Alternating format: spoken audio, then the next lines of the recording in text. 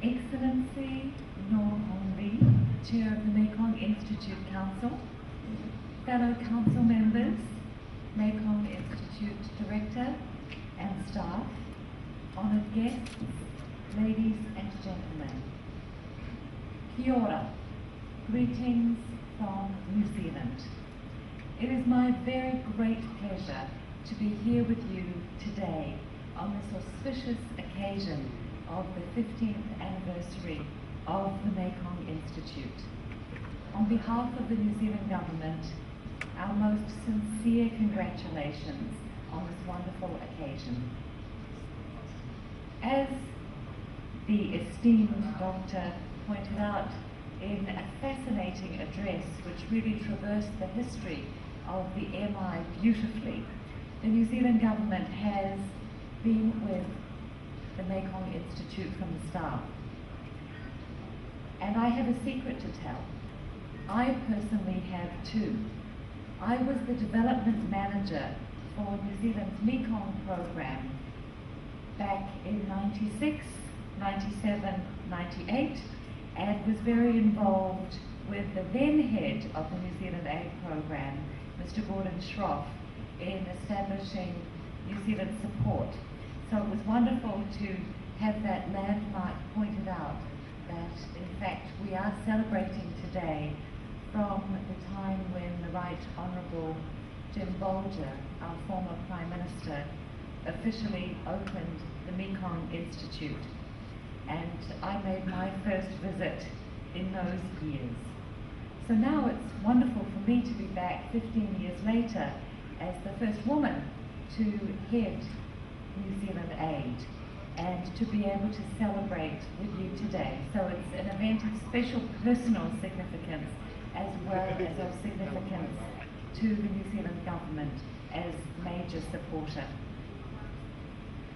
From the beginning, New Zealand has worked with friends from the Thai government and the University of Khon Kaen to support the development of the Mekong Institute. And Honourable Dr. Narongchai has sworn me to secrecy, special and close relationships that we celebrate here today too. It's been wonderful for us to see the process of securing status as a Thai foundation. The signing, of course, as we've heard, that wonderful transition to a fully intergovernmental organisation. Although I must admit I hadn't known all the trials, I wanted to be a close supporter and ally over the 15 years past. And I'm very proud to say has contributed over 24 million New Zealand dollars to be a locally managed and governed organisation, meeting the needs of the region in a culturally sensitive, partner-driven way. And it's quite a thrill for me to see the 6 flags here and to know that our support and part in securing tourism that is growing fastest in the world now. This is the future.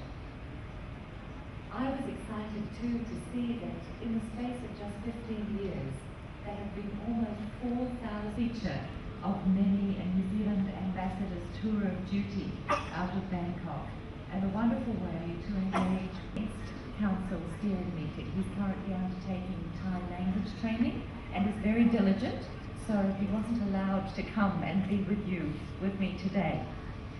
I would also like to acknowledge New Zealand technical experts that have been involved in training at the Institute over the years. I've heard great things of the residential training centre in Khon Kaen and look forward to visiting the James Bolger meeting room again.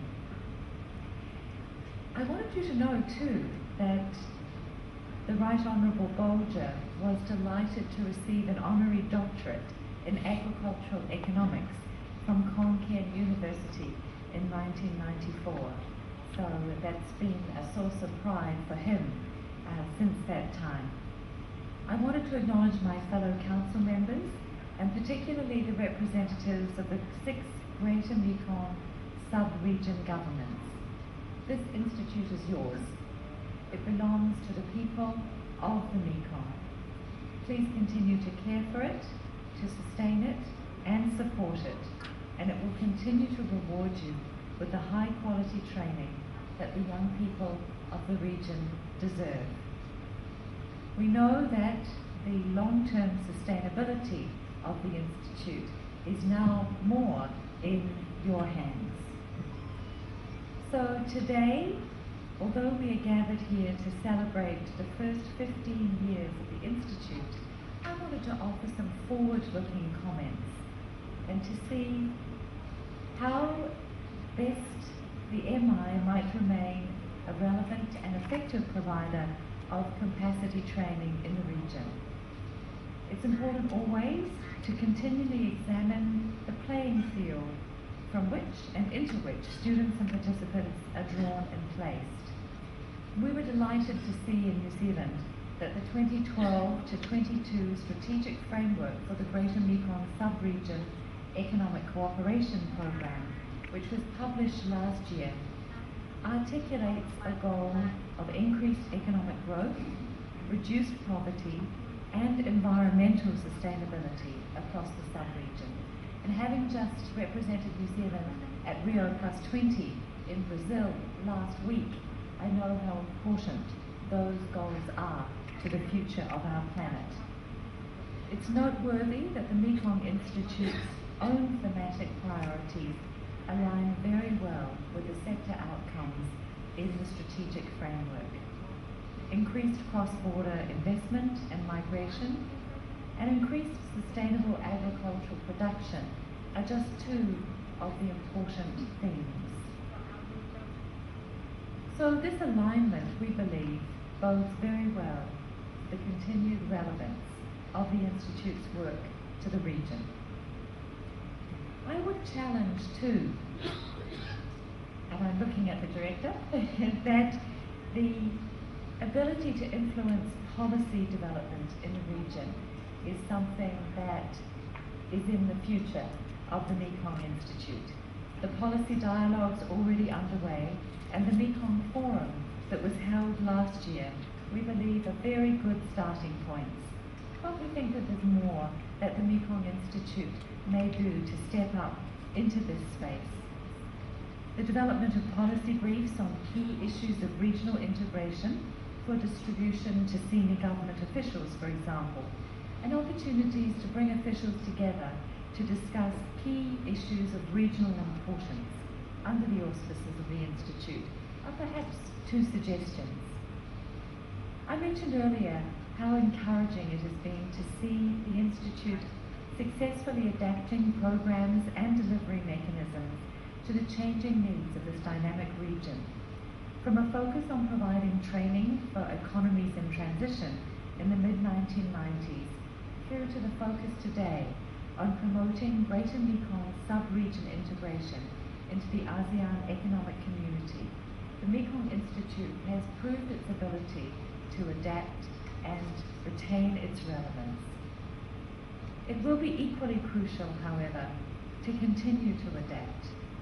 Early this year, New Zealand was pleased to sign another new funding arrangement that outlines our ongoing support through until January 2015. This support will provide around $4 million New Zealand dollars to increase cross-border agricultural trade and investment, and to increase the number of small and medium enterprises from Cambodia, Laos, Myanmar and Vietnam, who will be able to integrate into regional and global value chains. So these outcomes are in line with the economic strategy and consistent with the New Zealand aid program's focus for the Mekong region too. And we hope that New Zealand may be able to contribute something of our expertise in that area.